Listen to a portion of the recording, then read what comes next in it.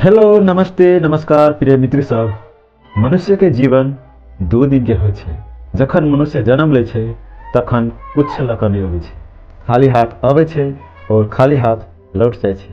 प्रभु यीशु मसीह कहै छै मनुष्य के जीवन एकटा मैदान में रहल एकटा घास के समान छै, हरा भरा होइ छै, फलै छै और फूलै छै और बाद में मुरझा जाइ छै।